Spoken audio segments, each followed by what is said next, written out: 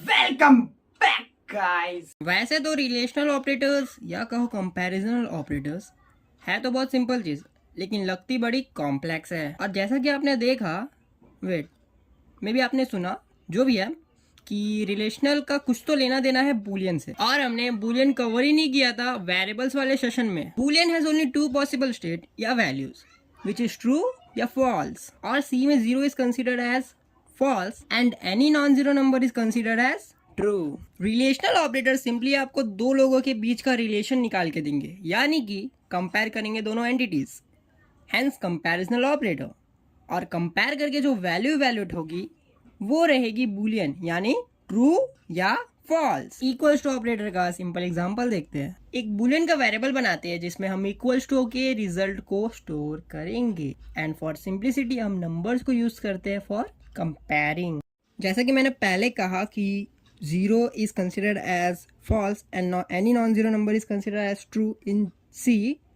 तो एक्चुअली क्या सीन है कि अगर आप जावा या फिर पाइथन जैसे प्रोग्रामिंग लैंग्वेज यूज़ करोगे और उसमें बूलियन जैसे वेरिएबल्स को बूलियन वेरिएबल्स को यूज़ करोगे या फिर ऐसे कंपैरिजन ऑपरेटर्स को यूज़ करोगे, तो उसमें जो वैल्यू प्रिंट होती है वो एज अ स्ट्रिंग लिख के आपको दिखेगी। मतलब एक्चुअली वो बुलियन के बेस में यूज़ होती है, मतलब जो भी है वो उसका कॉन्टेक्स्ट अलग है, बट ट्रू और फॉल्स लिटरली लिख के आता है, ठीक है। लेकिन इन सी अगर कोई वैल्यू फॉल्स है तो वो ज़ीरो बन जाएगा and as a zero print होगा आपके पास टर्मिनल में।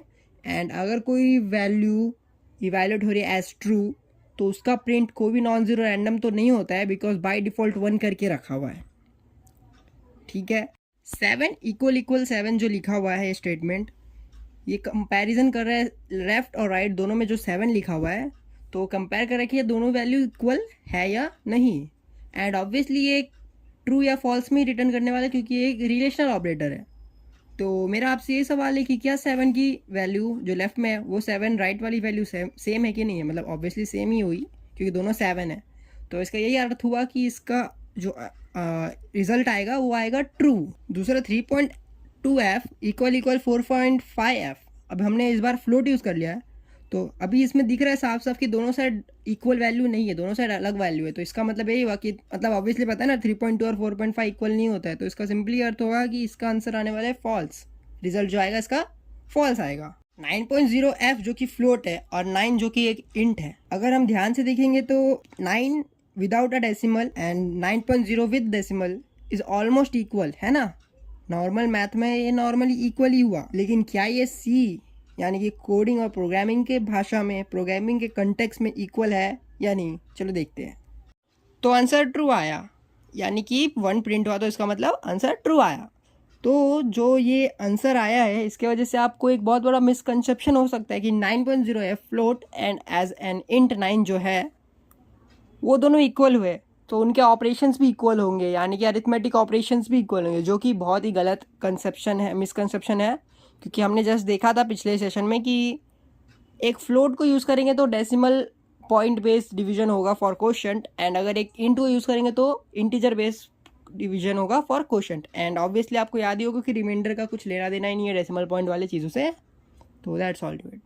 एंड आई गेस कि ओवरव्यू तो हो ही गया होगा, अब बाकियों के मैकेनिज्म भी समझ लेते हैं। Not equal to operator is completely opposite of equals to operator, यानी कि जो भी चीज़ें इक्वल टू ऑपरेटर में ट्रू होगी वो नॉट इक्वल टू ऑपरेटर में फॉल्स होगी, and vice versa. 3 is not equal to 4, obviously ये नहीं होती इक्वल, तो यानी कि इस कंटेक्स्ट में ये ट्रू आने वाला है। लेफ्ट और राइट की वैल्यू सेम नहीं है फिर भी यहाँ पे ट्रू आएगा, बिकॉज ये नॉट इक्वल टू ऑपरेटर है। अगर हम इक्वल टू ऑपरेटर यूज करते तो वो फॉल्स आता। अब इनका तो प्रीटी मच ऑब्वियस ही हो गया है कि जिनका ट्रू आया था यहाँ पे उनका फॉल्स आएगा। ग्रेटर देन का कंसेप्ट तो पता ही होगा, इसको मगरमच्छ, crocodile, alligator, whatever it is वो समझो। एंड ये वाइडली ऊपर पार्ट इसका मुंह हो गया। तो अगर आप ग्रेटर देन देखो या लेस देन देखो, ठीक है, अगर मुंह के सामने वाली वैल्यू मुंह के पीछे वाले से छोटी है तो रिजल्ट ट्रू है, ठीक है, इरिस्पेक्टिव ऑफ कि ये ग्रेटर देन है या लेस देन है, ओके। और वही अगर इसका उल्टा हो गया, यानी पीछे वाली वैल्यू बड़ी और आगे वाली वैल्यू छोटी, तो रिजल्ट फॉल्स हो जाएगा। और अगर दोनों वैल्यू सेम हो जाए तो ऑब्वियसली फॉल्स आएगी वैल्यू, क्योंकि you are neither greater than yourself nor lesser than yourself, you are just equal to yourself, and that implies here as well. मुंह के साइड है 49 और पीछे साइड है 42। क्या मुंह के साइड वाली वैल्यूज बड़ी है और दूसरी वाली वैल्यू जो पीछे है वो छोटी है? क्या ऐसा है? ऑब्वियसली है, क्योंकि 49 ज़्यादा होता है 42 से, तो इसका आंसर ऑब्वियसली ट्रू आने वाला। एंड दूसरा देखते हैं कि -23 इज़ लेस देन 13। यहाँ पे छोटे वाले के साइड में जो है -23 है एंड बड़े वाले के साइड में -13 है।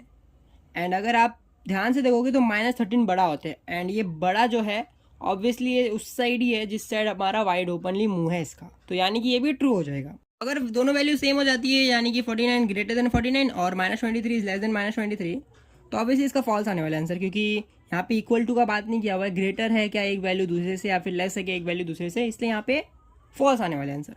वही अगर हम लोग greater than equal to operator use कर ले या फिर लेस देन और इक्वल टू ऑपरेटर यूज़ कर दे फॉर रिस्पेक्टिव केस, तो आंसर ट्रू आ जाएगा। बिकॉज यहाँ पे एक चीज़ क्या इम्प्लाई हो जा रही है कि क्या दोनों वैल्यू इक्वल भी है क्या। पहली वैल्यू क्या चेक कर रही है कि ग्रेटर देन है क्या लेफ्ट वाला, मतलब यहाँ पे 49 इज ग्रेटर देन या 49, जो कि फॉल्स है। लेकिन दूसरी इसमें चेकिंग क्या हो जा रही है कि इक्वल है क्या, वो भी चलेगा, दोनों में से कोई भी। और यहाँ पे क्या है कि लेस देन है क्या दूसरी पहली वाली वैल्यू दूसरी से, मतलब -23 इज लेस देन और नॉट टू -23, जो कि फॉल्स है। लेकिन दूसरा केस इसमें क्या आ जा रहा है कि क्या दोनों इक्वल भी है क्या, वो भी चलेगा एंड इक्वल है, इसलिए इसमें दोनों बार क्या हो जाएगा, ट्रू आ जाएगा। और अगर आप चाहो तो कैर वेरिएबल्स या वैल्यूज यूज कर सकते हो फॉर कंपेयरिंग यूजिंग कंपैरिजन या रिलेशनल ऑपरेटर, जो भी आप कहते हो। And I am not going to teach it now because that's another case for now. लेकिन कहने का तात्पर्य ये है कि अगर आप चाहो तो आप ट्राई कर सकते हो। एंड एक हिंट दे दूंगा कि इसका लेना देना होगा यूनिकोड या फिर एस्की कोड, जो भी इम्प्लाई कर सकते हो आप, जो भी आप समझ सकते हो उससे लेना देना रहेगा। लेकिन एट द एंड वो भी एक नंबर में ही बेसिस पे ही, नंबर के बेसिस पे ही इवैल्यूएट करता है कि कौन सी वैल्यू बड़ी, छोटी, इक्वल या नॉट इक्वल है। जी हाँ, तो द एंड हो चुका है।